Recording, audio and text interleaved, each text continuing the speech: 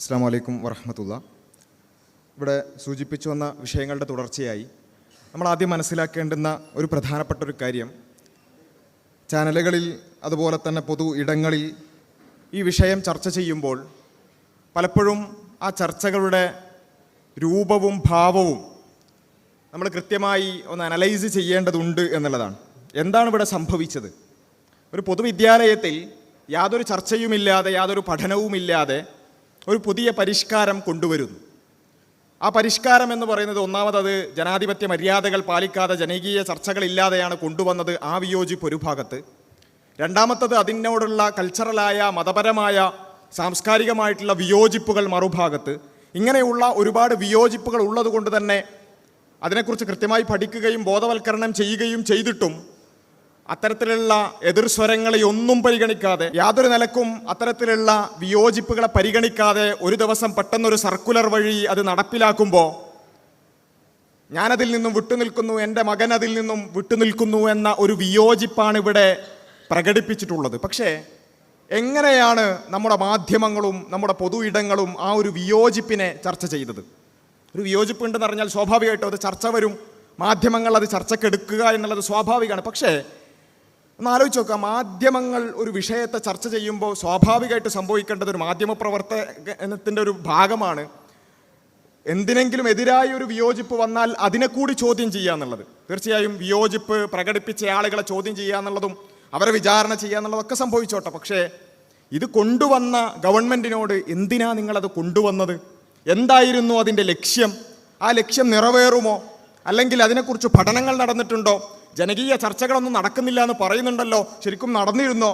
അതിൻ്റെ സ്റ്റേക്ക് ഹോൾഡേഴ്സായിട്ടുള്ള അധ്യാപക സംഘടനകളോട്, വിദ്യാർത്ഥി സംഘടനകളോട്, അതുപോലെ തന്നെ PTA മീറ്റിങ്ങുകളിൽ ഇത് നടപ്പിലാക്കി അല്ലെങ്കിൽ അത് ചർച്ച ചെയ്തിരുന്നോ? ഇങ്ങനെയുള്ള ചോദ്യങ്ങൾ സ്വാഭാവികമായും ഒരു വിഷയം വരുമ്പോൾ ചോദിക്കേണ്ടതല്ല. പക്ഷേ ഒന്ന് ആലോചിച്ച് നോക്കുക, ഇതുമായി ബന്ധപ്പെട്ടുള്ള ചർച്ചകളിൽ എവിടെയെങ്കിലും ഇത്തരമൊരു ചോദ്യം ഗവൺമെൻറ്റിനോട് അല്ലെങ്കിൽ അതിൻ്റെ പ്രതിനിധികളോട് ചോദിക്കുന്ന ഏതെങ്കിലും ഒരു ചോദ്യം നമ്മൾ കണ്ടോ? ഇല്ല. ഒരു നിലക്കും അത്തരത്തിലൊരു ചോദ്യമേ ഇല്ല. മറിച്ച് ആരാണോ ഈ വിഷയത്തെ വിമർശിച്ചു വന്നത് ആ വിമർശിച്ചവരെ ഒരു വിചാരണ കൂട്ടിൽ ഇങ്ങനെ കയറ്റി നിർത്തുക, എന്നിട്ട് അവരോട് ചോദിക്കുക. ചോദിച്ചോളൂ, കുഴപ്പമില്ല, വിമർശിച്ചവരോടും ചോദ്യങ്ങൾ ചോദിക്കാം, അവർ മറുപടി പറയട്ടെ. പക്ഷേ ഈ വിമർശിക്കപ്പെട്ട കാര്യത്തിന് അതിനെക്കുറിച്ചൊരു ക്രിറ്റിക്കലായി ഒരു അനലൈസ് ചെയ്യുക, അല്ലെങ്കിൽ ഇവർ പറയുന്നതിന് അവർ ഉന്നയിക്കുന്ന ചോദ്യങ്ങൾക്ക് ഗവൺമെൻറ്റിനെ അല്ലെങ്കിൽ ഗവൺമെൻറ്റിനെ പ്രതിനിധീകരിച്ച് വരുന്ന സംഘടനകൾക്ക് അല്ലെങ്കിൽ അത്തരക്കാരായ ആളുകൾക്ക് എന്തെങ്കിലും മറുപടി ഉണ്ടോ നോക്കുക. ഇതൊന്നുമില്ല. ഇവിടെയാണ് എത്രത്തോളം ബയാസ്ഡ് ആയിട്ടാണ് പലപ്പോഴും ഇത്തരം ചർച്ചകൾ നടക്കുന്നത് എന്നുള്ളത് വളരെ ഗൗരവത്തോടു കൂടി നമ്മൾ മനസ്സിലാക്കേണ്ടത്. ഈ വിഷയത്തെ പല ആംഗിളുകളിലാണ് നമ്മൾ നോക്കിക്കാണേണ്ടത്. ഒന്നാമതായി ഇപ്പോൾ ഇന്ന് ഇത് പറഞ്ഞ ബഹുമാന്യനായ TK അഷ്റഫിനെതിരെ ഒരു നടപടിയുമായി ബന്ധപ്പെട്ടുകൊണ്ടുള്ളൊരു വിഷയം ഉണ്ടായി. അങ്ങനെ ഒരു ന്യൂസ് വന്നപ്പോൾ, അങ്ങനെ ഒരു വാർത്ത വന്നപ്പോൾ എങ്ങനെയാണ് ആ വാർത്ത റിപ്പോർട്ട് ചെയ്യപ്പെടുന്നത്? ഇന്നത്തെ വാർത്തയുടെ ഒരു ചെറിയൊരു ഉദാഹരണം നിങ്ങൾ കണ്ടോളൂ. അദ്ദേഹം അവിടെ അധ്യാപകൻ കൂടിയാണ്. അപ്പോൾ അതുകൂടി കണക്കിലെടുത്ത് ഒരുപക്ഷെ ഒരു സർക്കാർ അധ്യാപകൻ തന്നെ സർക്കാരിന്റെ വിദ്യാഭ്യാസ വകുപ്പിന്റെ ഒരു തീരുമാനത്തിനെതിരെ ഇത്തരത്തിൽ സ്പർദ്ധ ഉണ്ടാക്കുന്ന രീതിയിൽ ഒരു പോസ്റ്റ് ഇട്ടു പ്രചാരണം നടത്തി എന്നതുകൂടി കണക്കിലെടുത്തുകൊണ്ട് ഒരു നീക്കമാണ് നടത്തിയിരിക്കുന്നത് എന്നാണ് നമുക്ക് മനസ്സിലാക്കാൻ കഴിയുന്നത്. സ്പർദ്ധയുണ്ടാക്കുന്ന പോസ്റ്റ്, മതസ്പർദ്ധയുണ്ടാക്കുന്ന പോസ്റ്റ്, ഈ ചർച്ചകളിലൊക്കെ ആവർത്തിച്ച് കേട്ടൊരു കാര്യം മതസ്പർദ്ധ. ഞാൻ ചോദിക്കുകയാണ്, ഒരു പരിഷ്കാരം വന്നു, ഒരു ഡാൻസ് വന്നു, ആ ഡാൻസിൽ പങ്കെടുക്കാൻ താല്പര്യമില്ല എന്ന് പറഞ്ഞു. ഇതിലെവിടെയാണ് സ്പർദ്ധ? ഈ ഒരു വിഷയം ഇത് ഇന്നത്തെ ന്യൂസാണ്. ഈ വിഷയം ഉണ്ടായ ദിവസം, അതായത് ഇങ്ങനെ ഒരു പോസ്റ്റ് ഇട്ട് ന്യൂസ് ആയ ദിവസം ഏതാനും മിനിറ്റുകൾക്കുള്ളിൽ ഒരു പ്രതികരണം വരികയാണ്. ആ വിഷയം ഒന്ന് അറ്റ്ലീസ്റ്റ് ആ പോസ്റ്റ് മുഴുവൻ വായിച്ചു തീർക്കാൻ ഒരു 10-15 മിനിറ്റ് എടുക്കും. അതിന് പോലുള്ള സമയമില്ലാതെ പെട്ടെന്നൊരു പ്രതികരണം വരികയാണ്. ആ പ്രതികരണം കേട്ടോളൂ. ഉള്ള അഭിപ്രായ വ്യത്യാസങ്ങൾ അല്ലെങ്കിൽ അഭിപ്രായ വ്യത്യാസം എന്നല്ല ഇതിനെ പറയേണ്ടത്, തീർത്തും അരോചകമായ, തീർത്തും നമ്മളൊന്നും കേൾക്കാൻ ഇഷ്ടപ്പെടാത്ത വാക്കുകൾ കൊണ്ട് ഈ പൊതുവിദ്യാലയങ്ങളുടെ അന്തസ്സിനെ, യശസ്സിനെ കളങ്കപ്പെടുത്തുന്ന തരത്തിലാണ് ഇവരൊക്കെ ഇടപെട്ടുകൊണ്ടിരിക്കുന്നത്. അങ്ങനെയുള്ള ഈ പ്രതികരണം നടത്തുന്ന തീവ്ര ചിന്താഗതിക്കാരെയെല്ലാം അകറ്റി നിർത്തുകയും അവരെയെല്ലാം ഈ പൊതുസമൂഹം തിരിച്ചറിയുകയും. അപ്പോൾ തീവ്ര ചിന്താഗതിക്കാർ കണ്ടില്ലേ? അപ്പോൾ ഇന്നത്തെ ന്യൂസും കണ്ടു, തുടങ്ങിയ ദിവസത്തെ ന്യൂസും കണ്ടു. ഇന്ന് പറഞ്ഞ എന്താ? സ്പർദ്ധ ഉണ്ടാക്കുന്ന പോസ്റ്റ്. തുടങ്ങിയ ആ ഒരു വിഷയം എന്താണ്? എന്തിനെ ഇവർ എതിർത്തത്, എന്തിനായിരിക്കും എതിർത്തത്, ഇതൊക്കെ ഒന്ന് അന്വേഷിക്കാൻ വേണ്ട ഒരു മണിക്കൂറെങ്കിലും. അതുപോലുമില്ലാതെ ഇത് തീവ്ര ചിന്താഗതിക്കാരുണ്ടാക്കുന്നതാണ്. ഇങ്ങനെ അത് ഉയർത്തിയത് ഒരു മുസ്ലിം വിഭാഗത്തിൽ നിന്നാണ്. ആ നിലക്കുള്ള അല്ലെങ്കിൽ അത്തരത്തിലുള്ള ഒരു സംഘടനയിൽ നിന്നാണ് വന്നത്, അല്ലെങ്കിൽ ഒരു മുസ്ലിം നാമധാരിയാണ് ഇതിനോട് വിയോജിപ്പ് പറഞ്ഞത്. അപ്പോഴേക്ക് തീവ്ര ചിന്താഗതിക്കാർ, അതുപോലെ തന്നെ താലിബാനിസ്റ്റുകൾ, അഫ്ഗാനിസ്ഥാനിലേക്ക് പോകേണ്ടവർ എവിടൊക്കെ എത്തിയത്. ഇവിടെ ഉള്ളൊരു പൊതുവിദ്യാലയത്തിലുള്ള സൂംബനെ എതിർത്തത് അഫ്ഗാനിസ്ഥാനിലും ഇറാനിലും പാകിസ്ഥാനിലും എവിടെയൊക്കെ ചുറ്റിക്കറങ്ങിയിട്ടാണ് വന്നത് എന്നറിയില്ല. എന്തേ ഉണ്ടായിട്ടുള്ളൂ? ഒരു സൂംബയെ എതിർത്തു, ഒരു ആ പരിഷ്കാരത്തെ എതിർക്കുന്നതിനെ നിങ്ങൾ റിഗ്രസീവ് എന്നോ അങ്ങേയറ്റം പിന്തിരിപ്പെന്നോ ഒക്കെ പറഞ്ഞോളൂ. പക്ഷേ ഈ സാധനം എങ്ങനെയാണ് മതതീവ്രവാദവും വർഗീയതയുമാകുന്നത്? മാത്രമല്ല ഇത് സ്ഥിരമായിട്ടുള്ളൊരു കാര്യമാണ്. ഞാൻ നേരത്തെ പറഞ്ഞല്ലോ, ഇത് ഒരു പ്രക്രിയയാണ്, തുടർന്നു വരുന്ന ഒരു പ്രക്രിയയാണ്. ആദ്യം വന്ന ഈ ജെൻഡർ ന്യൂട്രാലിറ്റി എന്ന് പറഞ്ഞാൽ എന്താ? ഈ പറഞ്ഞ ആൺ പെൺ വേർതിരിവുകളെ അപ്രസക്തമാക്കുന്ന രൂപത്തിലുള്ള ഒരു സാമൂഹിക ക്രമമുണ്ടാക്കുക. അതിൻ്റെ ഭാഗമായിക്കൊണ്ട് സ്വവർഗരതിയും അതുപോലെ തന്നെ ഫ്രീ സെക്സും അത്തരത്തിലുള്ള കാര്യങ്ങളെയെല്ലാം പ്രോത്സാഹിപ്പിക്കുന്ന തരത്തിലുള്ള കാര്യങ്ങൾ ഇവിടേക്ക് കൊണ്ടുവരിക. നമ്മുടെ കരിക്കുലത്തിൽ ഓൾറെഡി അത്തരം കാര്യങ്ങൾ വന്നു. സമദർശൻ എന്ന പേരിൽ സ്വവർഗരതി തെറ്റല്ല എന്ന് പഠിപ്പിക്കുന്ന, നമ്മുടെ മക്കളെ പഠിപ്പിക്കുന്ന ഒരു അവസ്ഥയുണ്ടായി. നമ്മുടെ കുട്ടികളുടെ 9ാം ക്ലാസ്സിലെ ടെക്സ്റ്റ് ബുക്കിൽ ഇതാ ആണ് പെണ്ണ് എന്നുള്ളത് ഒരു ആർജിത പദവിയാണ് എന്ന് പഠിപ്പിക്കുന്ന അവസ്ഥ ഉണ്ടായി. ഇങ്ങനെയുള്ള വളരെ ഗൗരവകരമായിട്ടുള്ള ഒരു വിഷയമാണ് LGBTQ എന്നൊക്കെ പറയുന്ന ഒരു വിഷയമാണിത്. ആ വിഷയത്തെ ഉയർത്തിക്കൊണ്ടുവന്നപ്പോൾ ഇതാ ഇങ്ങനെ ഒരു ചർച്ചയെ ഒന്നും മാനിക്കാതെ, ജനകീയ ചർച്ചകളൊന്നും മാനിക്കാതെ നേരെ കരിക്കുലത്തിലേക്ക് ഇത് കൊണ്ടുവരുന്നുണ്ട് എന്ന് പറഞ്ഞുകൊണ്ട് അതിനോടുള്ള വിയോജിപ്പുകൾ പ്രകടിപ്പിച്ചപ്പോൾ നിങ്ങൾ നേരത്തെ കേട്ടത് തന്നെയാണ്, ഒന്നുകൂടി ഇതിൻ്റെ തുടർച്ചയ്ക്ക് വേണ്ടി കേൾക്കുക. അങ്ങനെ ജെൻഡർ ന്യൂട്രാലിറ്റിനെ എതിർത്തപ്പോൾ എന്താ സംഭവിച്ചെന്ന് കേട്ടോളൂ. ജെൻഡർ ന്യൂട്രാലിറ്റി, ജെൻഡർ ഈക്വാലിറ്റി എന്നൊന്നും പറയുന്നത് മുസ്ലിം ലീഗിനെ സംബന്ധിച്ചും താലിബാനിസ്റ്റുകളെ സംബന്ധിച്ചും സ്വീകാര്യമായിട്ടുള്ള കാര്യമല്ല എന്ന് നമ്മുടെ നാട്ടിലെല്ലാവർക്കും അറിയാവുന്ന ഒരു കാര്യം. കണ്ടോ, ജെൻഡർ ന്യൂട്രാലിറ്റിനെ എതിർത്താൽ എന്തായി? താലിബാനിസ്റ്റായി. ബഹുമാനായ ISMന്റെ പ്രതിനിധി ഒരു ചാനൽ ചർച്ചയിൽ പോയതാണ്, മുസ്തഫ തൻവീർ. അദ്ദേഹം എന്തായി? താലിബാനിസ്റ്റായി. എന്തേ സംഭവിച്ചിട്ടുള്ളൂ? ജെൻഡർ ന്യൂട്രാലിറ്റി എതിർത്തു. ആൺ പെൺ വേർതിരിവുകളെ അപ്രസക്തമാക്കുന്ന രൂപത്തിലുള്ള ഒരു സാമൂഹിക ക്രമം അത് നല്ലതല്ല, അത് സമൂഹത്തിന് ദോഷകരമാണ് എന്ന ഒരു ബൗദ്ധികമായ ഒരു പൊസിഷൻ, ഇന്റലക്ച്വൽ പൊസിഷൻ എടുത്തതിൻ്റെ പേരിൽ, അത് ചാനലിൽ പോയി റെപ്രസെന്റ് ചെയ്തതിൻ്റെ പേരിൽ താലിബാനിസ്റ്റായി. ഇപ്പം എന്താ സംഭവിച്ചത്? അതേ കാര്യം തന്നെ. സൂംബ എന്ന് പറയുന്ന ഒരു കാര്യത്തിനെ എതിർത്തപ്പോൾ അത് താലിബാനിസമായി, അതുപോലെ തന്നെ എക്സ്ട്രീമിസമായി, ഭീകരവാദമായി, മതസ്പർദ്ധയായി. ഇവിടെ ഞങ്ങൾക്ക് ചോദിക്കാനുള്ള ഒരു ചോദ്യം, ഒന്നാമതായി എല്ലാ ഇത്തരത്തിലുള്ള പ്രചാരണങ്ങൾ നടത്തുന്ന എല്ലാവരോടുമായി ഞങ്ങൾ ചോദിക്കുകയാണ്. എല്ലാ മാധ്യമങ്ങളെയും ഞങ്ങൾ അടച്ചാക്ഷേപിക്കുന്നില്ല, വളരെ മാന്യമായി ഈ വിഷയങ്ങളെ കൈകാര്യം ചെയ്തവരുണ്ട്. പക്ഷേ ചില ആളുകളെങ്കിലും മതസ്പർദ്ധ വളർത്തുന്നു, മതസ്പർദ്ധയുണ്ടാക്കുന്നു, അതിനുവേണ്ടി പറയുന്നു എന്നൊക്കെ പറയുന്ന ആളുകളോട് ബഹുമാന്യനായ കോൺഗ്രസിന്റെ ഒരു നേതാവ് അഡ്വക്കേറ്റ് അനൂപ് VR പറഞ്ഞ, ഫേസ്ബുക്കിൽ എഴുതിയ ആ പോസ്റ്റ് നിങ്ങൾക്ക് കാണാൻ സാധിക്കും. അദ്ദേഹം പറഞ്ഞ വെല്ലുവിളി തന്നെയാണ് ഞങ്ങൾക്ക് ആവർത്തിക്കാനുള്ളത്. ഇതാ ഈ വിഷയം ഒരാഴ്ചയായി കേരളീയ പൊതുമണ്ഡലത്തിൽ ചർച്ച ചെയ്യപ്പെട്ടുകൊണ്ടിരിക്കുകയാണ്. ഇതിനുവേണ്ടി ചാനലുകളിൽ പോയി ചർച്ച ചെയ്തവരുണ്ട്, പൊതുമധ്യത്തിൽ ചർച്ച ചെയ്തവരുണ്ട്, അതുപോലെ തന്നെ സോഷ്യൽ മീഡിയകളിൽ ഇതുമായി ബന്ധപ്പെട്ടുകൊണ്ട് അഭിപ്രായം രേഖപ്പെടുത്തിയവരുണ്ട്. അവരിൽ ആരിലെങ്കിലും ഒരാളെങ്കിലും, ഏതെങ്കിലും ഒരാൾ, ഒരു വ്യക്തിയെങ്കിലും, ഒരു വരി എന്നാ പറഞ്ഞത്, ഞങ്ങൾ ഒന്നുകൂടി കടത്തി പറയുന്നു, അരവരിയെങ്കിലും ഏതെങ്കിലും നിലക്കുള്ള ഒരു മതസ്പർദ്ധ ഇവിടെ വളർത്തിയതായി തെളിയിച്ചാൽ നിങ്ങൾ പറയുന്ന പണി ഞങ്ങൾ എടുക്കും, പറയുന്ന പണിയെടുക്കാൻ തയ്യാറാണെന്ന് പ്രഖ്യാപിക്കുകയാണ്. ഒന്ന് ആലോചിച്ച് നോക്കുക, ഒരു പരിഷ്കാരം വരുന്നു, സ്വാഭാവികമല്ലേ അതിനോടുള്ള വിയോജിപ്പുകൾ? ആ വിയോജിപ്പിനെ നിങ്ങൾ റിഗ്രസീവ് എന്ന് വിളിച്ചോളൂ, അപരിഷ്കൃതം എന്ന് വിളിച്ചോളൂ, കുഴപ്പമില്ല. പക്ഷേ എവിടെയാണതിൽ മതസ്പർദ്ധയുടെ എലമെന്റ്? ഇവിടെയുള്ള ഏതെങ്കിലും ഒരു മതവിഭാഗത്തെ, ഹിന്ദുവാകട്ടെ ക്രൈസ്തവനാകട്ടെ, ഏതെങ്കിലും ഒരു വിഭാഗത്തെ ഒരു വാക്ക് കൊണ്ടെങ്കിലും മുറിവേൽപ്പിച്ചതായി തെളിയിക്കാൻ വെല്ലുവിളിക്കുകയാണ്. ഏതെങ്കിലും, ഞാൻ പറയുന്നത് ഇതിന്റെ ഉത്തരവാദിത്തപ്പെട്ടവർ വേണ്ട, ഏതെങ്കിലും ഒരു പ്രവർത്തകനെങ്കിലും, ഈ വിസ്ഡത്തിന്റെ ആകട്ടെ, സമസ്തയുടേതാകട്ടെ, മുജാഹിദ് സംഘടനകളുടേതാകട്ടെ, ഇതിനോട് പ്രതികരിച്ച എല്ലാ സംഘടനകളുടെയും എല്ലാ പ്രവർത്തകരെയും നിങ്ങൾ എടുത്തോളൂ, അവരുടെ എല്ലാ ഫേസ്ബുക്ക് പോസ്റ്റും നിങ്ങൾ എടുത്തോളൂ. എവിടെയെങ്കിലും ഒരു വാക്ക് കൊണ്ടെങ്കിലും ഇവിടെയുള്ള ഹൈന്ദവനെയോ ക്രൈസ്തവനെയോ അതല്ലെങ്കിൽ ഏതെങ്കിലും മതത്തിൽപ്പെട്ടവരെയോ വ്യംഗ്യമായെങ്കിലും വേദനിപ്പിച്ച ഒരു വരി കാണിച്ചു തരാൻ പറ്റുമോ? അതുപോലും വ്യംഗ്യമായി പോലും അതില്ലാത്ത ഒരവസ്ഥയിലാണ് നിരന്തരമായി ചാനലുകൾ ഇങ്ങനെ പറഞ്ഞുകൊണ്ടിരിക്കുകയാണ്. മതസ്പർദ്ധയുണ്ടാക്കുന്നു, വിഭാഗീയതയുണ്ടാക്കുന്നു, വർഗീയതയുണ്ടാക്കുന്നു. അതുകൊണ്ട് അത്തരക്കാരായ ആളുകൾ കുറച്ചുകൂടിയൊക്കെ മാന്യമായി വിഷയങ്ങളെ കൈകാര്യം ചെയ്യണം എന്ന് മാത്രമാണ് പറയാനുള്ളത്. മാത്രമല്ല, ഇവിടെ സംഭവിച്ചത് നേരത്തെ പറഞ്ഞ പോലെ ഒരു അഭിപ്രായം പറഞ്ഞു എന്നുള്ളതാണ്.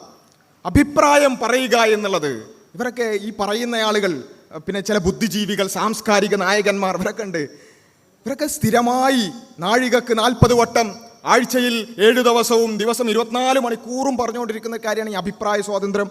എനിക്ക് ഇഷ്ടമില്ലെങ്കിലും നിനക്കത് പറയാനുള്ള അവകാശത്തിന് വേണ്ടി ഞാൻ നിലകൊള്ളും എന്നൊക്കെ പറഞ്ഞു കണ്ട് BGM ഇടാനും സ്റ്റാറ്റസ് ഇടാനൊക്കെ ഭയങ്കര രസമാണ്. പക്ഷെ ഇവിടെ തനിക്കിഷ്ടമില്ലാത്ത ഒരു അഭിപ്രായം പറഞ്ഞതിൻ്റെ പേരിൽ എന്തൊക്കെ കുതൂഹലങ്ങളാണ് ഇവിടെ ഉണ്ടാക്കിയത്. പക്ഷെ എനിക്ക് ഭയങ്കര രസമായിട്ട് തോന്നിയത് എന്താ വെച്ചാൽ, ഈ വിഷയങ്ങളൊക്കെ ഇങ്ങനെ നടന്നു പോകുന്നതിൻ്റെ ഇടയിൽ വേറൊരു വിഷയം എൻ്റെ ഇടയ്ക്ക് കടന്നു വന്നു. നമുക്കറിയാം, തിരുവനന്തപുരത്തുള്ള ബഹുമാന്യനായ ഡോക്ടർ ഹാരിസ് ചിറക്കൽ, അദ്ദേഹത്തിൻ്റെ ഒരു വിഷയം വന്നു. ആ വിഷയത്തിൽ അദ്ദേഹം ഒരു അഭിപ്രായം പറഞ്ഞതുമായിട്ട് വന്നിട്ടുള്ള ചർച്ചയിൽ ഇതേ സാംസ്കാരിക നായകന്മാർ അവർ ചാനലിൽ പോയിട്ട് കഴിഞ്ഞ ദിവസം നടത്തിയിട്ടുള്ള ഒരു വാചകം പ്രത്യേകം മനസ്സിലാക്കുക. ഇത് ഈ വിഷയത്തിലല്ല, ആ വിഷയത്തിൽ പറഞ്ഞതാണ്. ഈ വിഷയത്തിൽ വേറെ നിലപാടാണ്, ആ വിഷയത്തിൽ വേറെ നിലപാടാണ്. ആ വിഷയത്തിലുള്ള നിലപാട് ആദ്യം കേട്ടോളൂ. ഒരു തെറ്റ് ചൂണ്ടിക്കാണിച്ചു എന്നതിൻ്റെ പേരിൽ ഒരാൾ ശിക്ഷിക്കപ്പെടുക എന്ന് പറഞ്ഞാൽ ജനാധിപത്യപരമായ അവകാശങ്ങളുടെ നഗ്നമായ ലംഘനമാണത്. അദ്ദേഹം കൈക്കൂലി വാങ്ങിയില്ല, അദ്ദേഹം കഠിനമായി അധ്വാനിക്കുമെന്നും സത്യസന്ധനാണ് എന്നും. സിസ്റ്റത്തിനനുസരിച്ചാണെങ്കിൽ ആ ഡോക്ടർ പുറത്തേക്ക് പറയാൻ പാടില്ല. ആ സിസ്റ്റത്തിൽ നിന്ന് പുറത്തേക്ക് കിടന്നാണല്ലോ പ്രശ്നമായത്. അല്ല സ്മൃതി, ഇത് ജനാധിപത്യമല്ലേ? നിങ്ങൾക്ക് അഭിപ്രായ സ്വാതന്ത്ര്യമില്ലേ? ഈ ഭരണഘടന ഉറപ്പാക്കിയ ആവിഷ്കാര സ്വാതന്ത്ര്യം, അഭിപ്രായ സ്വാതന്ത്ര്യം, ഫ്രീഡം ഓഫ് എക്സ്പ്രഷൻ ഇല്ലേ? അപ്പോൾ അദ്ദേഹം ഇതുവരെ ഒന്നും മിണ്ടാത്ത ഒരാളല്ലേ അദ്ദേഹം. അപ്പോൾ ഇത് പ്രത്യേകം മനസ്സിലാക്കി, ഈ വിഷയത്തിലല്ല കേട്ടോ. ഈ വിഷയത്തിൽ ഈ ലോജിക്ക് ഒന്നും ബാധകമല്ല, ഇതൊന്നും പറയാനേ പാടില്ല. ഇത് ജനാധിപത്യമല്ലേ എന്നുള്ള ചോദ്യം അവിടെ നിൽക്കുക, ആവിഷ്കാര സ്വാതന്ത്ര്യം എന്നുള്ള ചോദ്യമൊക്കെ അവിടെ മുലക്ക് വെക്കുക, അതൊന്നും ഇവിടെ പാടില്ല. അപ്പോൾ എന്നാൽ മറ്റേ വിഷയത്തിൽ ഈ ലോജിക്കല്ല കേട്ടോ, വേറെ ലോജിക്കുണ്ട്. ഇത് ഇതേ ശബ്ദത്തിൽ ഇതേ റൂമിലിരുന്നിട്ട് ഇതേ ചാനലിൽ പറയുമ്പോൾ അതിന് രസമുണ്ട്, അത് കേട്ടോളൂ. പ്രതിപക്ഷ നേതാവോ പ്രതിപക്ഷ പാർട്ടികളോ ഈ തരത്തിൽ പിന്തിരിപ്പൻ നിലപാടുകളെ പിന്തുണയ്ക്കുന്ന അഭിപ്രായങ്ങൾ പറയാൻ പാടില്ല എന്നാണ് എൻ്റെ അപേക്ഷ. അപ്പോൾ എന്താ പ്രതിപക്ഷ നേതാവ് പറഞ്ഞ അപരാധം എന്നൊക്കെയാണ് പറഞ്ഞത്. ഞാൻ കൂടുതൽ കേൾപ്പിക്കുന്നില്ല. അപരാധം എന്താ അറിയോ? മറുഭാഗത്തിന് അവരിപ്പോൾ പറയാനുള്ളത് അവർ പറഞ്ഞോട്ടെ, അതുകൂടി നമ്മൾ കേൾക്കണം, ചർച്ച ചെയ്യണം. ഇതൊക്കെയാണ് പ്രതിപക്ഷ നേതാവ് പറഞ്ഞ അപരാധം. അവിടെ അത് അപരാധവും ഭയങ്കര പ്രശ്നമാണ്. ഇപ്പുറത്തോ ഇത് ജനാധിപത്യമല്ലേ, അഭിപ്രായ സ്വാതന്ത്ര്യം ഇല്ലേ? മനസ്സിലായില്ലേ? അപ്പോൾ ഇതാണ് ഇത്തരക്കാരായ ആളുകൾ. ഞാൻ ആ വ്യക്തികളെയല്ല പറയുന്നത്, പ്രത്യേകിച്ചും അത്തരക്കാരായ ആളുകളോടുള്ള എല്ലാ ബഹുമാനവും നിലനിർത്തിക്കൊണ്ട് തന്നെ പറയുന്നു. ഇത്തരം വിഷയങ്ങൾ വരുമ്പോൾ നാം അറിയാതെയെങ്കിലും അത്തരത്തിലുള്ള ഇരട്ടത്താപ്പുകളിലേക്ക് പോകുന്നുണ്ട് എന്നാരെങ്കിലും സംശയിച്ചാൽ കുറ്റം പറയാൻ പറ്റാത്ത അവസ്ഥയിലേക്ക് എത്തും എന്നുള്ളത് നമ്മൾ വളരെ ഗൗരവത്തോടു കൂടി എത്തണം. അപ്പോൾ ഈ വിഷയം വരുമ്പോൾ എന്താ, കുറച്ച് എലമെൻറ്റുകൾ നമ്മൾ കാണാൻ, ഇത്തരം വിഷയങ്ങൾ കൈകാര്യം ചെയ്യുമ്പോൾ ചില മുൻധാരണകൾ ഒരു വിഭാഗം പറയുമ്പോൾ, അല്ലെങ്കിൽ ഒരു സമുദായത്തിൽപ്പെട്ട ആളുകൾ പറയുമ്പോൾ അവരോടുള്ള ചില മുൻധാരണകൾ, അതുപോലെ തന്നെ ചില മുസ്ലിം വിരുദ്ധതയുടെ എലമെൻറ്റുകൾ. ഞാൻ ആരെയും മുസ്ലിം വിരുദ്ധരായി ചാപ്പ കുത്തുകയൊന്നുമല്ല, ഞങ്ങൾക്ക് ആ പരിപാടിയേ ഇല്ല. മറിച്ച് ഇവിടെയുള്ള സംഘപരിവാറൊക്കെ ഉണ്ടാക്കിക്കൊണ്ടിരിക്കുന്ന, നിരന്തരമായി ചാനലുകളിലൂടെ സോഷ്യൽ മീഡിയയിലൂടെ ഉണ്ടാക്കിക്കൊണ്ടിരിക്കുന്ന മുസ്ലിം വിരുദ്ധ നറേറ്റീവുകൾ അറിയാതെയെങ്കിലും ഇത്തരക്കാരായ ആളുകളുടെ തലയിലേക്ക് കയറിപ്പോയിട്ടുണ്ടോ, അത് അവരുടെ ഇടപെടലുകളിൽ പ്രതിഫലിക്കുന്നുണ്ടോ എന്നുള്ളത് വളരെ ഗൗരവത്തോടു കൂടി തന്നെ സംശയിക്കപ്പെടേണ്ടുന്ന ഒരു അവസ്ഥയിലാണ് നമ്മൾ ഇത്തരം ചർച്ചകളും ഇടപെടലുകളും കാണുമ്പോൾ നമുക്ക് മനസ്സിലാകുക. ഒന്നാമത്തെ ഒരു വിഷയം, ഈ വിഷയം വന്നു സൂംബയെ എതിർക്കുന്നവരും അതിനുവേണ്ടി വാദിക്കുന്ന ആളുകളും. അത് മാത്രം എടുക്കുക, നമുക്ക് അതിൻ്റെ ആശയപരമായ വേരുകളിലേക്കൊന്നും പോകണ്ട. ലിബറലിസവും ജെൻഡർ പൊളിറ്റിക്സും അതുപോലെ തന്നെ മറ്റ് അതിൻ്റെ ആഴത്തിലുള്ള മറ്റു കാര്യങ്ങളിലേക്കൊന്നും പോകണ്ട. ഇവർ ഈ പറഞ്ഞ സൂംബയിൽ തന്നെ കുടുങ്ങി നിന്നോട്ടെ. എന്നാലെങ്കിലും ഒരു വിഷയം ചർച്ച ചെയ്യുമ്പോൾ അതിൻ്റെ മെറിറ്റിൽ ചർച്ച ചെയ്യണ്ടേ? സൂംബയെക്കുറിച്ച് ചർച്ച ചെയ്താൽ എന്തിനെക്കുറിച്ച് ചർച്ച ചെയ്യേണ്ടത്? സൂമിനെക്കുറിച്ച് ചർച്ച ചെയ്യണം. അതിനപ്പുറത്തേക്ക് പലപ്പോഴും എന്താണ് നമ്മുടെ ചർച്ചകളിൽ വരുന്നൊരു കാര്യം, അവിടെ ഈ ഉയർത്തിക്കൊണ്ടുവന്നത് പ്രധാനമായിട്ടും മുസ്ലിങ്ങളാണെന്നുള്ളത് കൊണ്ട് അവരെ ആക്രമിക്കുക, ഇസ്ലാമിനെ ആക്രമിക്കുക, മുസ്ലിങ്ങളെ ആക്രമിക്കുക, സാമുദായികമായി അവരെ പ്രതിസ്ഥാനത്ത് നിർത്തുക, അവരെ കുറച്ചൊരു ഇൻ്റലക്ച്വലി ലോവർ പൊസിഷനിൽ നിൽക്കുന്നവരാണ് എന്ന രൂപത്തിലുള്ള ഒരു നറേറ്റീവ് ഉണ്ടാക്കുക എന്നുള്ളതാണ് വളരെ ഗൗരവകരമായി ഇവരുടെ സംസാരത്തിലൂടെ ഇവരറിയാതെ ആയിരിക്കാം ചെയ്തുകൊണ്ടിരിക്കുന്നത്. ഇപ്പോൾ നമ്മൾ സൂംബയുമായി ബന്ധപ്പെട്ടുള്ള ചർച്ചയ്ക്ക് പോയി. ആ സൂംബയുമായി ബന്ധപ്പെട്ടുള്ള ചർച്ചയിൽ പോയിട്ട് ഞങ്ങൾ കേൾക്കേണ്ടി വന്ന കുറേ കാര്യങ്ങൾ ഇങ്ങനെ കേൾക്കേണ്ടി വന്ന ഒരു വിഷയം, നിങ്ങളിത് കേൾക്കുമ്പോൾ ആ വിഷയത്തിൻ്റെ മെറിറ്റിന് നമുക്ക് വേണമെങ്കിൽ വേറെ ചർച്ച ചെയ്യാം. പക്ഷേ ഒരു വിഷയം എന്താ, നിങ്ങൾ കേൾക്കുമ്പോൾ നിങ്ങളുടെ എല്ലാവരെയും മനസ്സിൽ വേണ്ടത് സൂംബനെ കുറിച്ചുള്ള ചർച്ചയാണ് കേട്ടോ. എന്താ പറയുന്നത് കേട്ടോളി. ഇവിടെ കേരളത്തിലൊരു വാദം എന്താണ്, വിവാഹപ്രായം 18 വയസ്സിൽ നിന്ന് 15 ആക്കണം എന്നാണ് പുരോഹിതന്മാർ പറയുന്നത്. എന്താ ആരാ പറയുന്നത്? പെൺകുട്ടികളല്ല പറയുന്നത്. അപ്പോൾ അതുപോലെ ക്രിസ്ത്യൻ പൗരോഹിത്യം ഇപ്പോൾ പറയുന്നത് എന്താ,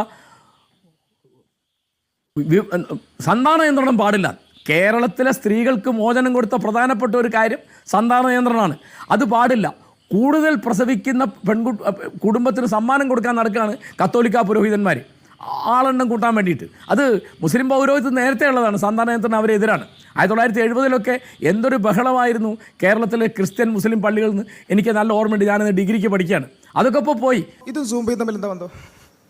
സന്താന നിയന്ത്രണവും സൂംബയും തമ്മിൽ എന്താ ബന്ധം? ഇരുന്ന് കേൾക്കേണ്ടി വരികയാണേ. ഇതിൽ വേറെ ഒരു കാര്യം എന്താ വെച്ചാൽ, സൂംബയെക്കുറിച്ച് ചർച്ച ചെയ്യാൻ പോയിട്ട് സൂംബനെക്കുറിച്ച് നമ്മളെന്തെങ്കിലും പറഞ്ഞാൽ അപ്പം ഒന്ന് കഴിഞ്ഞ് രണ്ടാമത്തേൽ ഇടപെടും. എല്ലാവരും അല്ല, ചില ആളുകളെങ്കിലും പെട്ടെന്ന് ഇടപെട്ട് അതൊന്നും പൂർത്തിയാക്കാൻ പോലും സംഭവിക്കില്ല. ഇവിടെ സന്താന നിയന്ത്രണത്തിൻ്റെ കഥയും അത് ക്രൈസ്തവ പൗരോഹിത്യം എങ്ങനെ എടുത്തു, മുസ്ലിം പൗരോഹിത്യം എങ്ങനെ എടുത്തു, അങ്ങനെ ഇങ്ങനെ എല്ലാ കഥകളും ഇങ്ങനെ ഇരുന്ന് കേൾക്കുക. അതിൽ ഇതിനിടയിൽ ഇത് സൂംബനെക്കുറിച്ചാണ് കേട്ടോ ചർച്ച എന്ന് ഓർമ്മിപ്പിക്കാനെങ്കിലും ഒന്ന് ഇടപെടും, അതും ഇല്ല. ഇതിൽ വേറൊരു വിഷയം എന്താ വെച്ചാൽ, ഇത് പറയുന്ന ബുദ്ധിജീവികളാണെങ്കിലും അവർ വലിയ രൂപത്തിലുള്ള ഇൻ്റലക്ച്വൽ കപ്പാസിറ്റികളൊക്കെ ഉള്ള ആളുകളാണെങ്കിലും അവരെ സംബന്ധിച്ചിടത്തോളം ഒരു 20-ാം നൂറ്റാണ്ടിൽ നിന്ന് വണ്ടി കിട്ടാത്ത അല്ലെങ്കിൽ അതിൽ നിന്ന് ഇങ്ങനെ പുറത്തു വരാത്തതിൻ്റെ ഒരു പ്രശ്നം അവർക്ക് അവരുടെ സംസാരങ്ങളിലൊക്കെ പലപ്പോഴും ഉണ്ട്. ഇവരിപ്പോഴും സന്താന നിയന്ത്രണത്തിൻ്റെ പ്രശ്നം അതിൻ്റെ മാഹാത്മ്യമാണ് പറഞ്ഞുകൊണ്ടിരിക്കുന്നത്. ലോകം ഇപ്പോൾ ഈ പോപ്പുലേഷൻ ക്രൈസിസ് എന്ന് പറഞ്ഞുകൊണ്ട്, മുമ്പൊക്കെ നമ്മൾ പിന്നെ സ്കൂളിലൊക്കെ പഠിച്ചിരുന്നത് പോപ്പുലേഷൻ കൂടിയാലുള്ള കുഴപ്പങ്ങളെക്കുറിച്ച് കുറേ കേട്ടിട്ടുണ്ടാവും അല്ലേ, മാൽത്തൂസിൻ്റെ സിദ്ധാന്തം എന്നൊക്കെ പറഞ്ഞിട്ട്. ഇപ്പം ലോകം ചർച്ച ചെയ്തുകൊണ്ടിരിക്കുന്നത് പോപ്പുലേഷൻ കൊളാപ്സിനെ പറ്റിയാണ്. അതായത് പോപ്പുലേഷൻ കുറഞ്ഞു വന്ന് ആവറേജ് ഏജ് കുറഞ്ഞു വന്ന് ഒരു നരക്കുന്ന സൊസൈറ്റി ഉണ്ടായി, പ്രൊഡക്റ്റീവ് അല്ലാത്ത സൊസൈറ്റി ഉണ്ടാകുന്നു എന്നും അതുകൊണ്ട് തന്നെ സന്താനങ്ങൾ കൂടുതൽ ഉൽപ്പാദിപ്പിക്കപ്പെടണം എന്ന് യൂറോപ്യൻ രാജ്യങ്ങളും അമേരിക്കയും ചൈനയും ജപ്പാനും അടക്കമുള്ള രാജ്യങ്ങൾ നിരന്തരമായി കൊണ്ട് അതിനുവേണ്ടി ഇൻസെൻറ്റീവുകൾ പോലും പ്രഖ്യാപിച്ചു കൊണ്ടിരിക്കുന്ന ഒരു ലോകത്താണ് നമ്മൾ ജീവിച്ചുകൊണ്ടിരിക്കുന്നത്. ആ സമയത്താണ് ഇയാൾ സന്താന നിയന്ത്രണത്തിൻ്റെ മഹാത്മ്യം പറയുന്നത്. അപ്ഡേറ്റഡ് ആവാത്തതിന് കുഴപ്പമായിരിക്കും, നമ്മളതിനെ കുറ്റം പറയുന്നില്ല. പക്ഷെ അതൊക്കെ എടുത്തിട്ട് സൂംബയിൽ പറയേണ്ട കാര്യമുള്ളത്.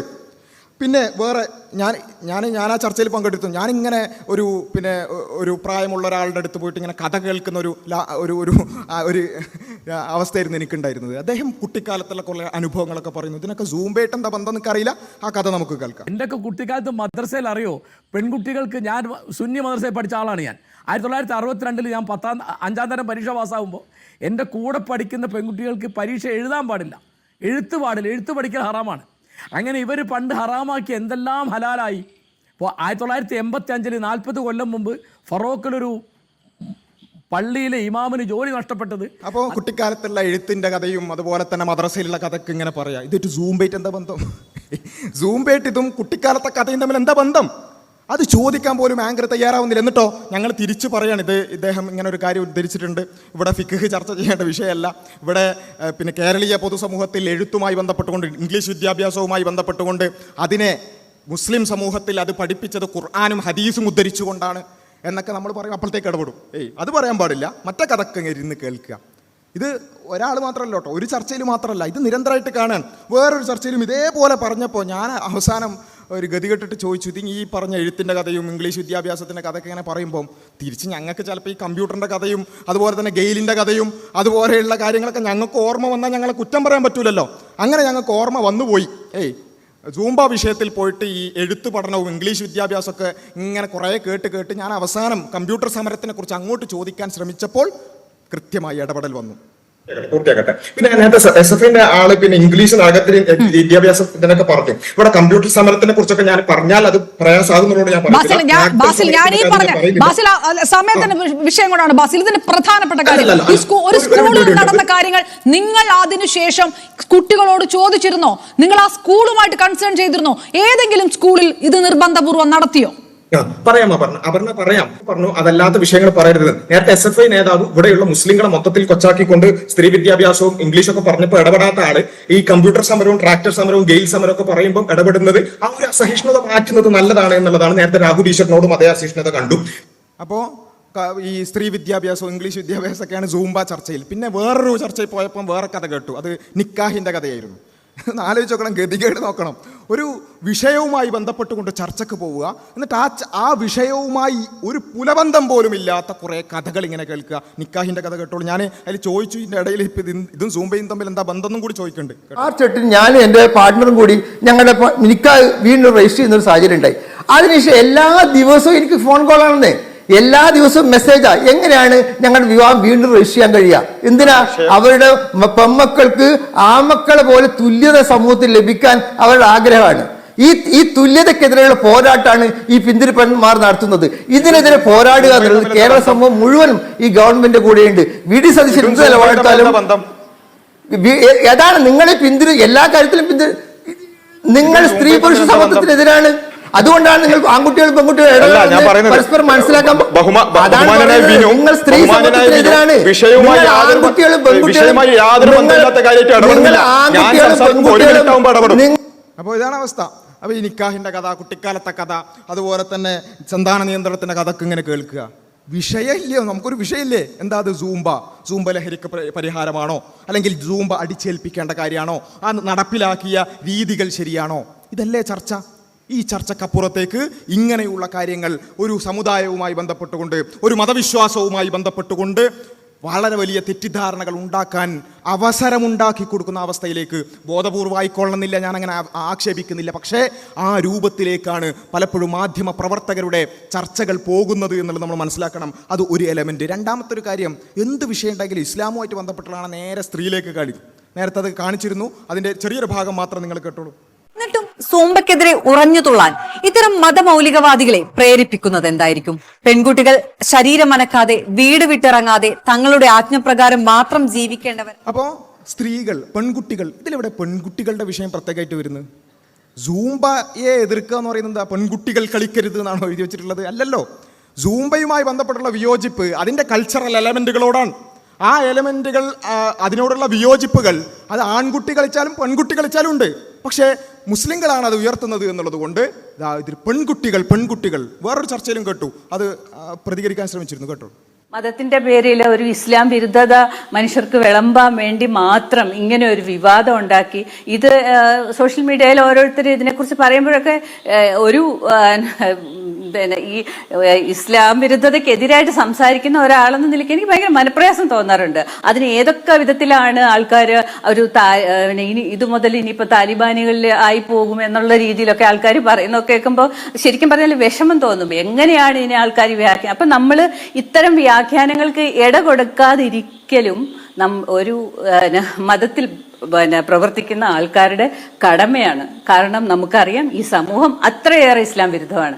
അപ്പോഴാണ് ഇത്തരം കാര്യങ്ങൾ കൊണ്ടുവന്ന് സ്ത്രീകൾ, കാരണം സ്ത്രീകൾക്ക് എതിരാണല്ലോ ഈ ഒരു കാര്യം, സ്ത്രീകളെ എതിരിൽ നിർത്തുന്ന ഒരു കാര്യമാണ്. അപ്പൊ അതിനെതിരായിട്ട് ഇവർ സംസാരിക്കുമ്പോൾ ഉള്ള പ്രശ്നം എന്താണ്? ഇതിനെയും നമ്മുടെ ഇസ്ലാം വിരുദ്ധത ബൂസ്റ്റ് ചെയ്യാൻ, എൻഡോഴ്സ് ചെയ്യാൻ വേണ്ടി ഇവർ ഉപയോഗിക്കുക ചെയ്യുന്നത്. അല്ല നിങ്ങൾ സ്ത്രീകൾ കൂടി ഉള്ളത് കൊണ്ടാണോ നിങ്ങൾ ഇതിനെ എതിർക്കുന്നത്? എന്ത് രീതിയിലാണ് നിങ്ങൾ എതിർക്കുന്നത്? നമുക്ക് വേണമെങ്കിൽ ഒരു അറബി പാട്ട് വെച്ചിട്ട് നമുക്ക് കളിക്കാം. ഇത് താളമാണ് പ്രധാനം. അപ്പോ സ്ത്രീ വിരുദ്ധത അതിലേക്ക് വരികയാണ്. എങ്ങനെ സ്ത്രീ വിരുദ്ധത വരുന്നത്? ആൺകുട്ടി കളിച്ചാലും പെൺകുട്ടി കളിച്ചാലും വിയോജിപ്പായിട്ട് തന്നെ അവിടെ ഉണ്ട്. പിന്നെ എങ്ങനെ പെൺകുട്ടികൾ കളിക്കുമ്പോൾ മാത്രം വിയോജിപ്പ് എന്നാരും പറഞ്ഞിട്ടുണ്ടോ? ഇല്ല. അവിടേക്കൊക്കെ ഈ മതവുമായി ബന്ധപ്പെട്ടുകൊണ്ട്, ഇസ്ലാമുമായി ബന്ധപ്പെട്ടുകൊണ്ടുള്ള ഇവരുടെ ഈ മുൻധാരണ തള്ളിക്കയറ്റുക, അതിന് വേദിയൊരുക്കുക എന്നുള്ളതാണ്. ആൺകുട്ടികൾ കളിക്കുന്നതിനെ എതിർക്കുന്നതാണ്. അപ്പോൾ പുരുഷവിരുദ്ധതയും കൂടി ആവുമോ? അത് ഞാൻ ചോദിച്ചു. പക്ഷേ അവിടെയൊക്കെ അത്തരത്തിലുള്ള ചോദ്യങ്ങളോ അത്തരത്തിലുള്ള ചിന്തകൾ പോലും പോകാത്ത രൂപത്തിലേക്ക് നമ്മളങ്ങനെ കുടുസായി പോകരുത് എന്നുള്ളതാണ് ഏറ്റവും പ്രധാനമായിട്ട് പറയാനുള്ളത്. പിന്നെ വേറെ രൂപത്തിൽ കുറച്ചും കൂടിയൊക്കെ മുന്നോട്ട് പോകുമ്പോൾ വളരെ വേദനയോടുകൂടിയാണ് പറയുന്നത്. എല്ലാവരെയും അടച്ചാക്ഷേപിക്കുകയല്ല. ചില ഇടതു പ്രതിനിധികൾ, പിന്നെ ചില പാർട്ടികളുടെ ഔദ്യോഗിക പ്രതിനിധികൾ തന്നെ സംസാരിച്ചതിൽ അതവരുടെ ഔദ്യോഗിക നയമല്ലായിരിക്കാം എന്ന് തന്നെയാണ് ഞാൻ വിചാരിക്കുന്നത്. ഇസ്ലാമിക വിശ്വാസത്തോടും മുസ്ലിം വിശ്വാസത്തോടും തന്നെയുള്ള ഒരു പരിഹാസവും പുച്ഛവും അടക്കം പ്രതിഫലിച്ചു എന്നുള്ളത് വളരെ ഗൗരവത്തോടുകൂടി മതേതര പൊതുബോധം അതിനെ മനസ്സിലാക്കണം എന്നുള്ളതാണ്. ഇവിടെ മതസ്പർദ്ധ എന്ന് പറഞ്ഞുകൊണ്ട് സൂംബനെ എതിർത്തയിൽ മതസ്പർദ്ധ കൊണ്ടെന്ന് കുറേ ആൾക്കാരുണ്ടല്ലോ. അവർ വളരെ ഗൗരവത്തോടുകൂടി ആലോചിക്കേണ്ട ഒരു കാര്യം, ഇങ്ങനെ ഒരു വിയോജിപ്പ് വന്നപ്പോഴേക്ക് തങ്ങളുടെ മുസ്ലിം സമുദായത്തോട് തന്നെയുള്ള പുച്ഛ മനോഭാവം അറിയാതെ തികട്ടി വരുന്ന രൂപത്തിലേക്ക് ഇവിടെയുള്ള മെയിൻ സ്ട്രീം രാഷ്ട്രീയ കക്ഷികളുടെ പ്രതിനിധികൾ അവരുടെ വാക്കുകളിൽ നിന്ന് വരുന്ന വാചകങ്ങളും അവരുടെ എക്സ്പ്രഷനുകളും ഒന്ന് പഠന വിധേയമാക്കണം എന്നുള്ളതാണ്. ഞങ്ങൾ ആരും മതസ്പർദ്ധ ആരോപിക്കുന്നില്ല. പക്ഷേ അറ്റ്ലീസ്റ്റ് ആ മനസ്സൊന്ന് ശുദ്ധമാക്കാനുള്ളൊരു പ്രക്രിയയെങ്കിലും നടത്തണം എന്നുള്ളതാണ്. സൂംബയുമായി ബന്ധപ്പെട്ടുള്ള ചർച്ചയ്ക്ക് പോയപ്പോൾ ഒരു ഇടത് പ്രതിനിധി ചോദിച്ചൊരു കാര്യം, നിങ്ങളുടെ ഖുർആനിൽ അല്ലെങ്കിൽ നിങ്ങളുടെ മുസ്ലിം വിശ്വാസത്തിൽ ഭൂമി ഉരുണ്ടതാണോ പരന്നതാണോ എന്ന് പറയ്. ആ പുച്ഛം നോക്കണം, ആ പരിഹാസം നോക്കണം. ഇത് ഈ വിഷയം ഉയർത്തിക്കൊണ്ടുവന്ന വിസ്ഡം ഇസ്ലാമിക് ഓർഗനൈസേഷനോ അല്ലെങ്കിൽ അതിൻ്റെ കൂടെ നിന്ന സമസ്തയാകട്ടെ, മുജാഹിദ് സംഘടനകളാകട്ടെ, ഏതെങ്കിലും സംഘടനയല്ല. മുസ്ലിം വിശ്വാസത്തിൽ ഭൂമി ഉരുണ്ടതോ പരന്നതോ എന്നുള്ളതാണ് ചോദ്യം. ആ ചോദ്യം ഇടയിൽ കയറിക്കൊണ്ടാണ് ചോദിക്കുന്നത്. അത്ര ക്ലിയർ ആയിരിക്കില്ല, പക്ഷെ എന്നാലും കേട്ടോളൂ. ഇവിടെ സൂംബയുമായി ബന്ധപ്പെട്ടുകൊണ്ട് ഒരു വിഭാഗത്തിനുമേൽ അടിച്ചേൽപ്പിക്കുന്നതാണ് വിഷയം. ആ വിഷയത്തിൽ ഒതുങ്ങി നിന്നുകൊണ്ട് ചർച്ച ചെയ്യുമ്പോൾ അതെങ്ങനെയാണ് അടിച്ചേൽപ്പിക്കുന്നത്? നിങ്ങൾക്ക് വേണ്ടെങ്കിൽ വേണ്ട എന്ന് പറഞ്ഞല്ലോ, നിങ്ങൾ ചെയ്യണ്ട. നിങ്ങൾക്ക് വേണമെങ്കിൽ നിങ്ങൾ ചെയ്യണ്ട, നിങ്ങളുടെ കുട്ടികൾ പഠിക്കണമെങ്കിൽ വേണ്ട, മാറി നിൽക്കട്ടെ. ഈ അരുൺകുമാർ ഒരു മിനിറ്റ് സ്മൃതി ഈ അരുൺകുമാർ കുറെ നേരമായി മുസ്ലിം വിശ്വാസത്തെയും ഖുർആാനിനെയും ഹദീസിനെയൊക്കെ കളിയാ. ഇങ്ങനെ ഒരു സൂംബയുമായി ബന്ധപ്പെട്ടുള്ള ചർച്ച, അതിനോടുള്ള ഒരു വിയോജിപ്പിനെ എടുക്കുന്നത് എങ്ങനെയാണ്? ഒരു വിശ്വാസത്തോടുള്ള പരിഹാസവും പുച്ഛവും അത് വരുന്നത് അതത്ര നല്ലതാണോ എന്നുള്ളത് അത്രക്കാരായ ആളുകൾ ഒന്ന് ചിന്തിക്കണമെന്ന് മാത്രമാണ് പറയാനുള്ളത്. ഇത് കേവലം ഒരു വ്യക്തിയുടെ മാത്രമായി വന്നിട്ടുള്ളതാണ് എന്ന് വിശ്വസിക്കാനാണ് എനിക്ക് ഇഷ്ടമെങ്കിലും, പക്ഷേ തെളിവുകൾ സൂചിപ്പിക്കുന്ന അങ്ങനെയല്ല. മറിച്ച് ഒരേ ദിവസം ഒരേ സമയത്ത് നടക്കുന്ന ചർച്ചയിൽ രണ്ടാളുകൾ ഒരേ സമയത്ത് ഇതേ വാദം പറയണമെന്നുണ്ടെങ്കിൽ അവിടെ എന്തോ ഒരു കോർഡിനേഷൻ നടന്നിട്ടുണ്ടാവുമോ എന്ന് സംശയിച്ചാൽ കുറ്റം പറയാൻ പറ്റൂല. ഇതേ ദിവസം ഇതേ വിഷയത്തിൽ നടന്ന ചർച്ചയിൽ മറ്റൊരു പ്രതിനിധി ഇതേ കാര്യം കുറച്ചും കൂടി വൃത്തികെട്ട രൂപത്തിൽ പറയുന്നത് നിങ്ങൾ കേട്ടോളൂ. പക്ഷേ സ്കൂളിൽ വെച്ചിട്ട് പന്നി ദൈവമാണെന്നും ഭൂമി പരന്നിട്ട് പഠിപ്പിക്കണം എന്നും പറഞ്ഞാൽ അത് നടപ്പില്ല, ഒരു കാരണവശാലും നടപ്പില്ല. ഖുർആനിൽ ഭൂമി പരന്നതാണെന്ന് പറഞ്ഞു എന്ന ഒരു ക്യാപ്സൂളും കൊണ്ട് ഒരേ സമയത്ത് ഒന്നിലധികം ആളുകൾ ചാനലുകളിൽ പോയിട്ട് വിശ്വാസത്തിനെതിരായ യുദ്ധപ്രഖ്യാപനം നടത്തുമ്പോൾ നിങ്ങൾക്ക് ആ വിഷയം ചർച്ച ചെയ്യാൻ ഞങ്ങൾ തയ്യാറാണ്.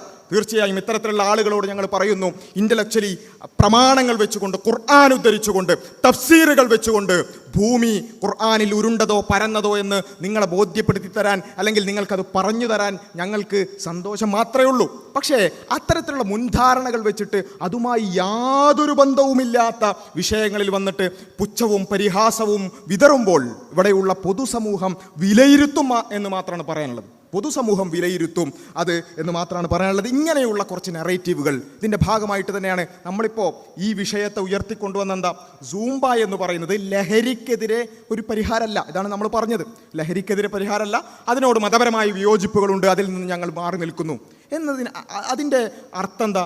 നമ്മൾ ലഹരിക്ക് വേണ്ടി വാദിക്കുന്നു എന്നാണോ? ഒരു ചാനലിൽ പറഞ്ഞൊരു കാര്യം എന്താ വെച്ചാൽ, ലഹരിക്കെതിരായ പ്രവർത്തനങ്ങൾക്ക് തുരങ്കം വെക്കാനാണ് നമ്മളിത് കൊണ്ടുവരുന്നതെന്നാണ്. ലഹരിക്കെതിരെ നിങ്ങളുടെ ഒരു പരിപാടി പറയാമോ ഡോക്ടർ അബ്ദുൽ അബ്ബാസ്? ഞാൻ നേരത്തെ ചോദിച്ചു, സ്കൂൾ കുട്ടികൾ ലഹരിയിൽ പെട്ടുപോകാതിരിക്കാൻ നിങ്ങളുടെ ഒരു പരിപാടി പറയാമോ? അല്ല, ഞാൻ പറയട്ടെ. ഈ തുരങ്കം വെക്കലല്ലാതെ ഏതെങ്കിലും ഒരു പരിപാടി ഉണ്ടോ? അപ്പോൾ അതിൽ കൂടുതൽ വിശദീകരിക്കുന്നത് ലഹരിക്കെതിരായ പ്രോഗ്രാമുകൾക്ക് അല്ലെങ്കിൽ അത്തരത്തിലുള്ള നീക്കങ്ങൾക്ക് തുരങ്കം വെക്കാനാണ്. നിങ്ങൾ ലഹരിക്കെതിരെ എന്ത് ചെയ്തു എന്നുള്ളതൊക്കെയാണ് വെല്ലുവിളി. നമ്മൾ പറഞ്ഞു, ഇവിടെ ഏറ്റവും പ്രധാനമായിട്ടും ആരോടാണ് നിങ്ങൾ ചോദിക്കുന്നത് എന്നുള്ളതിനെക്കുറിച്ച് ധാരണ വേണം. മുസ്ലിങ്ങളെ ആ പ്രതിസ്ഥാനത്ത് നിർത്തിക്കൊണ്ടാണല്ലോ ചോദിക്കുന്നത്. മുസ്ലിങ്ങൾ എന്ന് പറയുന്നത് ലോകത്ത് മദ്യനിരോധനം എന്ന് പറയുന്നത് പ്രാക്ടിക്കലി പോസിബിളാക്കിയ ഒരു സമൂഹമുണ്ടെങ്കിൽ അത് ഇസ്ലാമിക സമൂഹമാണ് എന്ന് തല ഉയർത്തിപ്പിടിച്ചുകൊണ്ട് സധൈര്യം പറയാൻ സാധിക്കുന്ന ഒരു വിശ്വാസികളെ മുൻനിർത്തിക്കൊണ്ടാണ് ഈ ചോദ്യം ചോദിക്കുന്നത്. ഇനി വിസ്ഡത്തെയാണ് ഉദ്ദേശിക്കുന്നതെന്നുണ്ടെങ്കിൽ നമ്മൾ നേരത്തെ വിശദീകരിച്ചു, ഞാൻ ആവർത്തിക്കുന്നില്ല.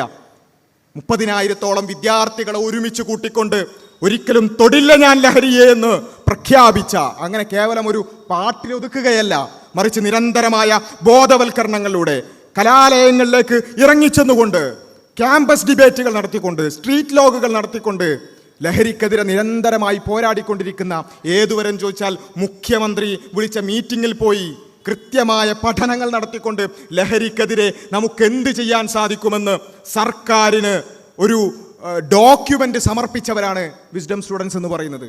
അങ്ങനെയുള്ള നമ്മളെ വിളിച്ചിട്ട്, അല്ലെങ്കിൽ വിശ്വാസികളെ മൊത്തത്തിലാണെങ്കിൽ അവരെ നോക്കിക്കൊണ്ട് ഈ പുച്ഛവും പരിഹാസവും വാരി വിതറുമ്പോൾ നിങ്ങളുടെ മുൻധാരണയാണ് അവിടെ പ്രതിഫലിക്കുന്നത് എന്നുള്ളതിനെക്കുറിച്ചൊരു ധാരണ വേണം. അത് ആളുകൾ വിലയിരുത്തും. ഇത് മാത്രമാണ് പറയാനുള്ളത്. പിന്നുള്ളത് എന്താ വെച്ചാൽ ഈ ഒരു ചിന്താഗതിയുടെ ഭാഗമായി തന്നെയാണ് മുസ്ലിങ്ങൾ. അവരൊരു ഇൻ്റലക്ച്വലി ഇൻഫീരിയറായ ഒരു കമ്മ്യൂണിറ്റിയാണ്. അവർക്ക് ഈ സാംബയും സൂംബയും പോലും തിരിച്ചറിയാൻ പറ്റാത്ത, ഭയങ്കര ഇൻ്റലക്ച്വൽസും ഭയങ്കര മാധ്യമ ധാർമ്മികതയും മീഡിയ എത്തിക്സും ഒക്കെ നിരന്തരം പ്രഘോഷിക്കുന്ന ആളുകളാണ് ഈ പറയുന്നത്. മുസ്ലിങ്ങൾക്ക് അവർക്ക് ഈ സാംബയും സൂംബയൊക്കെ സ്പെല്ലിങ് തെറ്റിപ്പോയതായിരിക്കാം. വലിയ ആർഗ്യുമെൻ്റായിട്ട് പറയാൻ ഒരു ചർച്ചക്കിടയിൽ ഞാൻ ചോദിച്ചു, ശരിക്കും ഈ പറയുന്ന ലിബറലുകളെ സംബന്ധിച്ചിടത്തോളം ഈ സാമ്പയും സൂമ്പയും മാറിപ്പോയി എന്നുള്ള പരിഹാസം മാറ്റി വെച്ചിട്ട് ഇനി ഈ സാമ്പ തന്നെയാണെങ്കിൽ എന്താ പ്രശ്നം? സാമ്പ ആണെങ്കിൽ എന്താ പ്രശ്നം? ഞാൻ ചോദിച്ചു. ആ ചോദ്യത്തിനുള്ള മറുപടിയും കേട്ടുള്ളൂ. പിന്നെ സാമ്പക്ക് എന്താ കുഴപ്പം? സാമ്പ നിങ്ങൾ പറയുന്നത് വെച്ചാൽ ആ സാമ്പെന്തോ മോശമാണോ? സാമ്പക്ക് പ്രശ്നമുണ്ടോ? സ്മൃതിയുടെയും എനിക്ക് ഒന്നും പ്രശ്നമല്ല.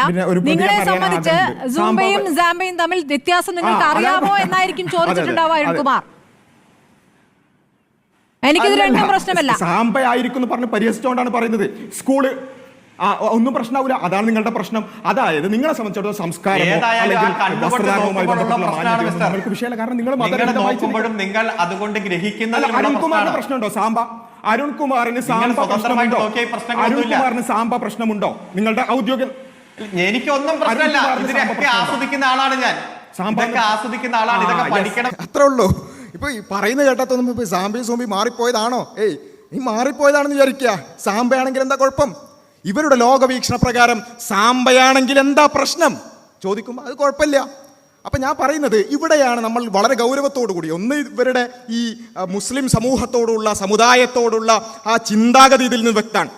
ഇവർക്കതൊന്നും മനസ്സിലാവാത്ത, ഒരു സ്പെല്ലിങ് പോലും തെറ്റിപ്പോകുന്ന, അല്ലെങ്കിൽ അതിൻ്റെ പേരിൽ ഒരു സ്പെല്ലിങ് തെറ്റിയിട്ട് വിവാദം ഉണ്ടാക്കുന്ന ടൈപ്പ് അത്രേ ഉള്ളൂ എന്ന ആ ഒരു വരേണ്യത വളരെ കൃത്യമായി കൊണ്ട് വാചകങ്ങളിൽ നിയലിക്കുന്നുണ്ട് എന്നുള്ളത് ഒരു ഭാഗത്ത്. രണ്ടാമത്തത്, ഈ ലിബറലുകളെ സംബന്ധിച്ചിടത്തോളം ഇവരുടെ ധാർമ്മികതയുടെ അടിസ്ഥാനം കൃത്യമായി മനസ്സിലാക്കുന്ന ഒരു കാര്യമാണ്. അതായത് ഇവർ പൊതുവെ ഈ സൂമ്പ പ്രശ്നം ഉണ്ടാക്കുമ്പോൾ ഇവർ വിചാരിക്കുന്നത് വെച്ചാൽ സാമ്പയിൽ കുറച്ചും കൂടി എക്സ്പ്ലിസിറ്റ്ലി എന്ത് ചെയ്യുന്നുണ്ട്, ശരീരം പ്രദർശിപ്പിക്കുന്നുണ്ട്. അതുകൊണ്ട് അതല്ല ഉദ്ദേശിക്കുന്നത്. അപ്പോൾ ഈ സാമ്പ പ്രശ്നമാണ് എന്ന പൊതുബോധത്തിൽ നിന്നുകൊണ്ടാണ് ഇവർ ഈ കാര്യം പറയുന്നത്. പക്ഷേ അവരോട് നമ്മൾ കൃത്യമായിട്ട് ചോദിച്ചു, ശരിക്കും നിങ്ങൾക്ക് നിങ്ങളുടെ ധാർമ്മികത പ്രകാരം, നിങ്ങളുടെ ധാർമ്മികതയുടെ അടിസ്ഥാനങ്ങൾ പ്രകാരം സാമ്പ പ്രശ്നമാകുമോ? ഒരിക്കലും പ്രശ്നമാവാൻ പറ്റൂല. ആണെന്ന് പറഞ്ഞിരുന്നെങ്കിൽ ബാക്കി ചോദിക്കാനുള്ള ചോദ്യങ്ങളൊക്കെ നമ്മുടെ കയ്യിലുണ്ടായിരുന്നു. പക്ഷേ അത് വളരെ സത്യസന്ധമായിട്ട് പറഞ്ഞു, സാമ്പയും പ്രശ്നമല്ല. കാരണം എന്താ, ഇവരെ സംബന്ധിച്ചിടത്തോളം ഇവർക്ക് ധാർമ്മികത, സംസ്കാരം ഇങ്ങനെയുള്ള പറഞ്ഞൊരു സംഭവം ഇല്ല. സദാചാരം പടിക്ക് പുറത്ത് എന്ന് കേരളത്തിലെ ക്യാമ്പസുകളിൽ ഫ്ലെക്സ് ബോർഡ് ഉയർന്ന നാടാണല്ലോ ഇത്. അത്തരക്കാരായ ആളുകളോടാണല്ലോ നമ്മൾ ഇത് ചോദിക്കുന്നത്. സദാചാരം എന്ന് പറയുന്നത്, നല്ല നടപ്പ് എന്ന് പറയുന്നത്, ധാർമ്മികത എന്ന് പറയുന്നത് ഒരു അശ്ലീലമായി കാണുന്ന ആളുകളെ സംബന്ധിച്ചിടത്തോളം സാമ്പയാണെങ്കിലും സൂമ്പയാണെങ്കിലും അവർക്കൊരു പ്രശ്നമല്ല. കാരണം എന്താ, അവരെ സംബന്ധിച്ചിടത്തോളം അവർക്ക് തോന്നിയതുപോലെ ജീവിക്കുക എന്നതാണ് അവരുടെ അടിസ്ഥാന ആശയം എന്ന് പറയുന്നത്. ഹാം പ്രിൻസിപ്പിൾ വെച്ചുകൊണ്ട് മറ്റൊരാളെ ഉപദ്രവിക്കാത്തിടത്തോളം കാലം എന്തും ചെയ്യാന്ന് പറയുന്നവർക്ക് സാമ്പയും സൂമ്പയും ഇനി അതിനപ്പുറത്തുള്ള വല്ലതും ഉണ്ടെങ്കിൽ അതും കളിക്കുന്നതിന് യാതൊരു പ്രശ്നം ഉണ്ടാവില്ല. വളരെ ജെന്യൂൻ ആയിട്ടാണ് അവർ പറഞ്ഞത്, ഒരു കുഴപ്പമില്ല. ഇനി വേറൊന്നുകൂടി ചിന്തിക്കുക, ഇനി സാമ്പ വന്നാൽ നമ്മുടെ ക്യാമ്പസുകളിലേക്ക് കുറച്ചും കൂടിയൊക്കെ പുരോഗമനം മുന്നോട്ട് പോയതിനു ശേഷം സാമ്പ വന്നാൽ നമ്മളിതുപോലെ എന്ത് ചെയ്യും? ധാർമ്മികതയ്ക്ക് വേണ്ടി ശബ്ദിക്കുന്ന ആളുകൾ, അതുപോലെ തന്നെ സംസ്കാരത്തിന് വേണ്ടി ശബ്ദിക്കുന്ന ആളുകൾ അതിനെതിരെ രംഗത്ത് വരും. ഞാനും എൻ്റെ മകനും പങ്കെടുക്കൂല എന്ന് പറയും. അതിനെതിരെ പോസ്റ്റ് ഇടും, അതിനെതിരെ ചാനൽ ചർച്ചകളിൽ പങ്കെടുക്കും. അന്നും ഇവർ ചോദിക്കുന്നതായിരിക്കും ഇതേ ചോദ്യം തന്നെ ആയിരിക്കും, നിങ്ങൾക്കൊരു പുരോഗമനം വരുമ്പോഴേക്ക് എന്താണ് പ്രശ്നം? സാമ്പക്ക് എന്താ കുഴപ്പം? ആ ചോദ്യങ്ങൾ, സാമ്പ എന്ന് പറയുന്നത് ശരീരത്തിൽ പിന്നെ ഇളക്കങ്ങൾ ഉണ്ടാക്കില്ലേ, ശരീരത്തിൽ ഇളക്കം ഉണ്ടാക്കുമ്പോൾ കൊളസ്ട്രോൾ കുറയൂലേ എന്നൊക്കെ പറഞ്ഞുകൊണ്ടുള്ള കുറേ ചോദ്യങ്ങൾ വരും.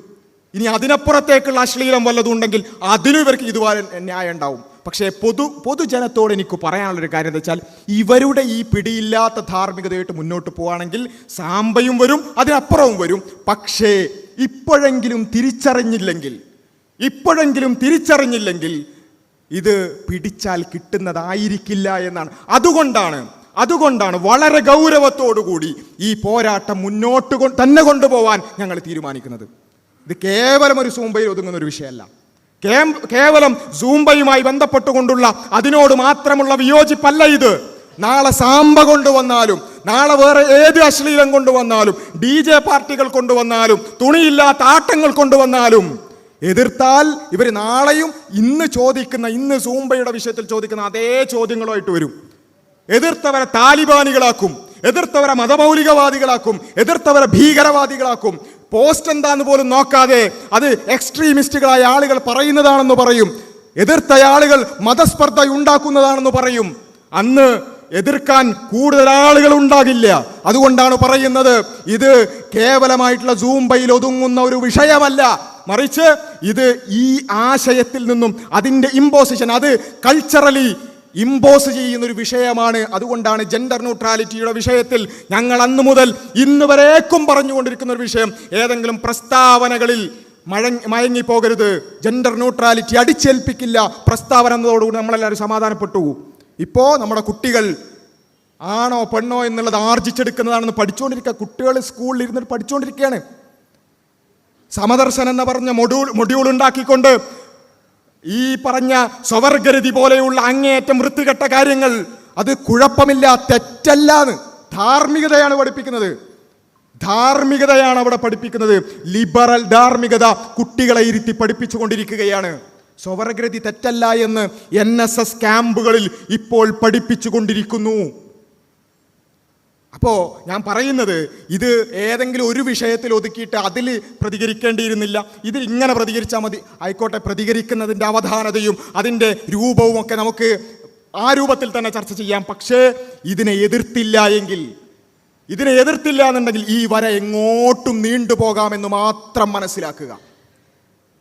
സൂംബയെ എതിർക്കാൻ പറ്റൂലെങ്കിൽ അതേ ലോജിക്ക് ഉപയോഗിച്ച് സാംബയും എതിർക്കാൻ പറ്റൂല. അതേ ലോജിക്ക് ഉപയോഗിച്ചുകൊണ്ട് ഒരു വൃത്തികേടിനെയും എതിർക്കാൻ സാധ്യമല്ല. അത് തിരിച്ചറിഞ്ഞുകൊണ്ട് ഇതിൻ്റെ ഗൗരവം കേവലമായ ഒരു നൃത്തരൂപത്തോടുള്ള വിയോജിപ്പ് എന്നതിനപ്പുറത്ത് ഒരു കൾച്ചറൽ ഫാസിസത്തോടുള്ള പോരാട്ടത്തിൻ്റെ ഭാഗമാണെന്ന് മനസ്സിലാക്കിക്കൊണ്ട് വളരെ ഗൗരവത്തോടുകൂടി രക്ഷിതാക്കൾക്ക് ഇതിൽ ഒരുപാട് കാര്യങ്ങൾ ചെയ്യാനുണ്ട്. PTA മീറ്റിങ്ങുകൾ പൊതുവെ പറയുന്നത് പോലെ മാർക്കിൽ അല്ലെങ്കിൽ മാർക്ക് ഷീറ്റിൽ ഒപ്പിട്ട് തിരിച്ചു വരാനുള്ളതല്ല. കൃത്യമായി ശബ്ദമുയർത്തേണ്ടടുത്ത് ഉയർത്താൻ, വിയോജിപ്പുകൾ പറയേണ്ടടുത്ത് പറയാൻ നമുക്ക് സാധിക്കേണ്ടതുണ്ട് എന്ന് മാത്രം സൂചിപ്പിച്ചുകൊണ്ട് അവസാനിപ്പിക്കുന്നു. അസ്സലാമു അലൈക്കും വറഹ്മത്തുള്ളാഹി.